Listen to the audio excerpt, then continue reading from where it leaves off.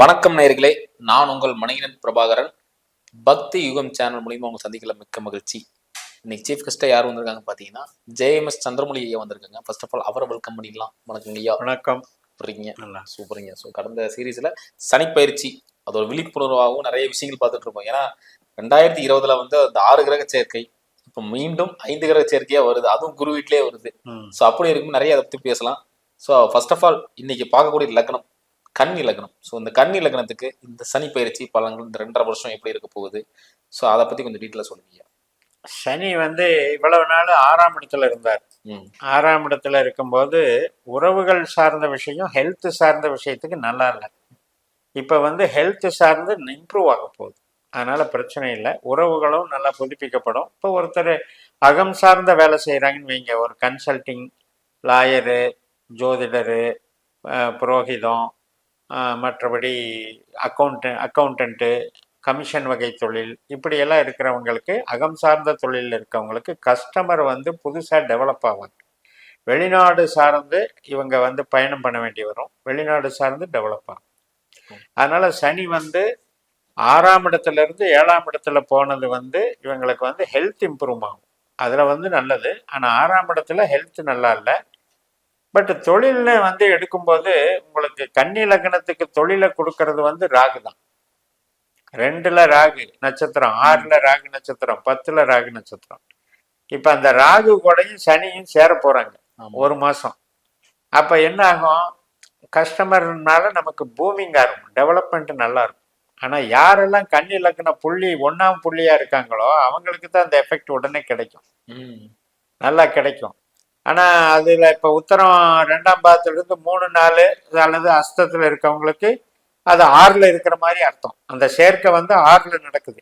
6ல் நடந்தாலும் அது தொழிலுக்கு நல்லது பண்ணும். அதுக்கப்புறம் 7க்கு போகும்போது அகம் சார்ந்து நல்லது பண்ணும். மொத்தத்துல கன்னி லக்னத்திற்கு சனியினால பிரச்சனை கிடையாது. சரினால பிரச்சனை இல்லை. சூப்பருங்க. அடுத்து பாத்தீங்கன்னா இந்த கிரக சேர்க்கை நம்ம சொல்லியிருந்தோம். அதாவது நம்ம 12 அங்கதான் பிரச்சனை வருது. ஏன்னா சுக்கிரன் வந்து 4, 8, 12ல வர்றாரு. அந்த சுக்கிரன், புதன் வந்து சனியோட சேர்ந்து தான், அது ஒன்றும் பிரச்சனை இல்லை. ஆனால் சுக்கிரன் சேர்றது வந்து இந்த 3 பேர்த்தையுமே ஸ்பாயில் பண்ணுவார்.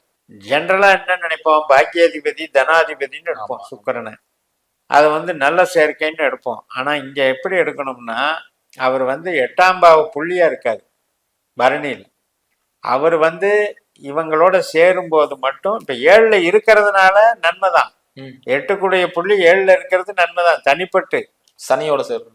இந்த சனி, ராகு, புதன் இவங்களோட சேரும்போது அவங்கவங்க ஜாதகத்துல யாருக்கெல்லாம் சுக்கிரன் வந்து 8ஆம் பாவ ஆதிக்கமே பெற்றிருந்தாங்களோ அந்த மாதிரி இருக்கவங்களுக்கு சுக்கிரன் திசா புத்தி அந்த நடக்குதோ அவங்களுக்கு வந்து ரொம்ப கேர்ஃபுல்லா இருக்கும். எதுல கேர்ஃபுல்லா இருக்கணும்? உறவுகள்லையும் ஆரோக்கியத்திலும் கேர்ஃபுல்லா இருக்கும். தொழில் ரீதியா பாத்தீங்கன்னா இப்ப இந்த ஒரு மாசத்துலதான் இந்த சேர்க்கை நடக்குது. ஏப்ரல் 27 வரைக்கும் தான். மார்ச் 29 இருந்து ஏப்ரல் 27 வரைக்கும் இந்த 30 நாள்ல இந்த 4 கிரகத்துல யாரெல்லாம் 8ஆம் பாவ நட்சத்திரமா வந்திருக்காங்களோ, 8ஆம் பாவ நட்சத்திரமா வந்திருக்காங்களோ அவங்களால அந்த திசா புத்தி நடக்குதோ அவங்களுக்கு பிரச்சனை உண்டு. எப்படி உண்டு அப்படின்னா, நம்பி பழகிறதுல, பிறரை நம்பி பழகிறதுல பிரச்சனை வரும், உறவுகள்ல பிரச்சனை வரும். இப்ப கஸ்டமர் கிட்ட ஒரு ஆர்டர் கொடுத்துட்டு அதுக்கு வந்து பணம் கொடுத்துட்டு ஏதோ ஒரு வேலையை செய்ய சொல்லி அவன் வந்து ஓடி போயிட்டான், இது பண்ணிட்டான், அல்லது சிட் ஃபண்டு போட்டு ஓடி போயிட்டான், இந்த மாதிரி ஏமாற்றம்ங்கிற வகையில் வேலை செய்யும். அதே மாதிரி பருவ கிளர்ச்சியில் இருக்கிற நபர்களுக்கு அதன் மூலமாக அசிங்க அவமானம் ஏற்படும். 8ஆம் இடம்னா அவமானப்படுறது. அப்ப 5ஆம் இடம், 8ஆம் இடம், 7ஆம் இடம் இதெல்லாம் வந்து உறவுகள் சார்ந்த விஷயத்துல அவங்கவுங்க பருவத்துக்கு ஏற்ற மாதிரி வேலை செய்யும். சிறு குழந்தை, அதாவது பருவத்தில் இருக்கவங்களுக்கு அவங்களுக்கு தகுந்த அவமானம். கணவன் மணியா வேலை செய்யறவங்க கிட்டத்தட்ட அவங்க வாக்குவாதம் பண்ணி டைவர்ஸ் போற மாதிரி அவமானம். இதே பேரண்ட்ஸ் லைன்ல இருக்கிறவங்களுக்கு அவங்களுக்கு சார்ந்த அவமானம் இப்படி ஏற்படும். இப்போ நீங்க இந்த 7ல் வர சனினால இப்ப கணவன் மனைவிக்குள்ள மிஸ் அண்டர்ஸ்டாண்டிங். சனி வந்து தன் சொந்த நட்சத்திரத்துக்கு போயிட்டாருன்னா ப்ராப்ளமே இல்லை. உத்திரட்டாதிக்கு. ஆமா, உத்திரட்டாதிக்கு வந்து ஏப்ரல் 27 போறாரு. அப்ப வந்து ப்ராப்ளமே எல்லாம் நல்லா இருக்கும். ராகு ரிவர்ஸ் வந்துடுறாரு. அதனால ஒன்றும் பிரச்சனை இல்லை. இந்த ஒரு மாசம் தான் இதெல்லாம் கேர் எடுத்துக்கணும். இந்த சனி, ராகு, சுக்கிரன், புதன் சேர்க்கை இந்த ஒரு மாசத்துல சின்ன சின்ன இப்போ திசா புத்தி அதில் மேட்ச் ஆகலைன்னா சின்ன சின்ன சங்கடங்களோடு போயிடும், பெருசாக பாதிக்காது. திசா புத்தி யாருக்கு மேட்ச் ஆகுதோ அவங்களுக்கு தான் கொஞ்சம் சிக்கல். அவங்க மாதிரி 8 to 8 நடந்துச்சு அப்படின்னா சிக்கல். ஆனால் சனியை பொறுத்த வரைக்கும் சனியினுடைய திசை நடக்குது அப்படின்னா அகம் சார்ந்த வேலை செய்கிறவங்களுக்கு புதுசாக கஸ்டமர்கள் டெவலப் ஆவாங்க, உறவுகளும் நல்லா மெயின்டைன் ஆகும். இப்போ யாராவது கணவனோ மனைவியோ நோய்வாய்ப்பட்டிருந்தாங்கன்னா அந்த சிகிச்சைகள்லாம் பண்ணி நோயிலிருந்து விடுதலை ஆவாங்க. குழந்தைகள் சம்மந்தப்பட்ட விதத்தில் மகிழ்ச்சியான தருணங்கள் இருக்கும். ஸோ குருவும் வந்து இப்போ சாதகமாக தான் இருக்கார். ஸோ கன்னியா லக்னத்தை பொறுத்த வரைக்கும் இந்த ராகு வந்து அவருடைய சொந்த நட்சத்திரத்தை நோக்கி வந்துக்கிட்டு இருக்காரு, சதயம் 6ஆம் இடத்துல. அந்த நட்சத்திரத்துக்கு வரும்போது அவருடைய பணியும் நல்லா இருக்கும், பண வரவும் நல்லா இருக்கும். ஸோ ஒரு நல்ல காலகட்டம்னே சொல்லலாம் கன்னி லக்னத்துக்கு பொறுத்த வரைக்கும். இந்த பெயர்ச்சியை வந்து நாம் வந்து கெட்ட கிரகம் பெயர்ச்சிங்கிறதுனால தான் பயப்படுறோம். சனிங்கிறது ஒரு பாவ கிரகம்னு நினச்சிக்கிட்டு பயப்படுறோம். இப்போ அது வந்து இதே கன்னியா லக்னத்துக்கு 4ஆம் இடத்துல கன்னி ராசியில் அந்த கோவிட் வந்தது பாருங்க, அப்போ சனி வந்தது பாதிச்சிருக்கு, அப்போ கஷ்டப்படுத்தி இருக்கும். இனி அடுத்து இந்த 2.5 வருஷம் முடிஞ்ச மேஷத்துக்கு போறாரு பாருங்க 8ஆம் இடத்துல, அப்போ பாதிக்கும். அதுக்கப்புறம் சிம்மத்துக்கு வருவார், 12ஆம் இடத்துக்கு வருவது ரொம்ப நாள் கழிச்சு வருவார், அப்போ பாதிக்கும். அது ஒரு புள்ளியில தான் பாதிக்கும். ஒரு பாதசாரத்தை சனி கிடக்கிறது ஒரு 6 மாசமோ 7 மாசமோ அந்த டைம் தான் பாதிக்கும். இப்படி தான் நம்ம சனி பெயர்ச்சி பாதிக்கிறத வந்து எடுக்கணுமோ ஒழிய 7.5 சனி, அஷ்டம சனி, கண்டக சனி அப்படிங்கிறது எல்லாமே லக்னத்தை பேஸ் பண்ணும்போது 4ஆம் இடத்துல சனி 2.5 வருஷம், 8ஆம் இடத்துல சனி 2.5 வருஷம், 12ஆம் இடத்துல சனி 2.5 வருஷம், இந்த 3 தான் 7. ராசி கணக்கே எடுக்கிறது கூடாது. ராசி நிலையானதல்ல, ராசி நகர்ந்துக்கிட்டே இருக்கு. இப்போ நீங்கள் கன்னியா லக்னத்தில் பிறந்துட்டு நீங்கள் வந்து ஒரு திருவோண நட்சத்திரத்தில் மகர ராசியில் பிறந்திருக்கலாம், அப்போ நமக்கு 7.5 நடக்குன்னு சொல்லக்கூடாது.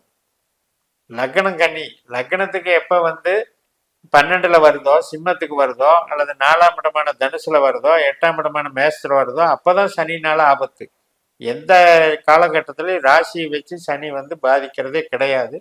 ஆனால் பெரும்பாலான நம்மளுடைய சேனலில் இதெல்லாம் பண்ணுறவங்க வந்து ராசி பலன் சொல்கிறவங்க வந்து இதைத்தான் வந்து பயன்படுத்திட்டு இருக்காங்க, அது தவறு. இப்போ நீங்கள் சொன்ன மாதிரி இப்போ ராகும் ரிவர்ஸ் ஆயிடுறாரு. நீங்கள் இந்த பக்கம் ராகு ரிவர்ஸ் ஆகும்போது இவங்களுக்கு பெனிஃபிட்ஸ் அதிகம். ராகுவாகவே வேலை செய்யும்போது இந்த 2ஆம் இடமும் 6ஆம் இடமும் 10ஆம் இடமும் 3மே வேலை செய்யும். 2/10. 2ல் இருக்கிற சுவாதி, 6ல் இருக்கிற சதயம், 10ல் இருக்கிற திருவாதிரை, இந்த 3மா வேலை செய்யற மாதிரி தான் நமக்கு அர்த்தம் பண்ணிக்கணும். வெறும் 6 வந்துருச்சு எனக்கு கடன் ஆயிரும், எனக்கு நோய் ஆயிரும் நினைக்கவே கூடாது.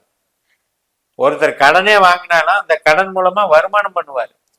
லோனு கிடைக்கிறது 6ஆம் இடம் தான், அந்த லோன் மூலமும் லாபம் அடையிறதும் 10ஆம் இடம் தான். அதனால பண புழக்கத்தை அதிகப்படுத்தக்கூடிய ஒரு ராகுன்னு எடுத்துக்கணும்.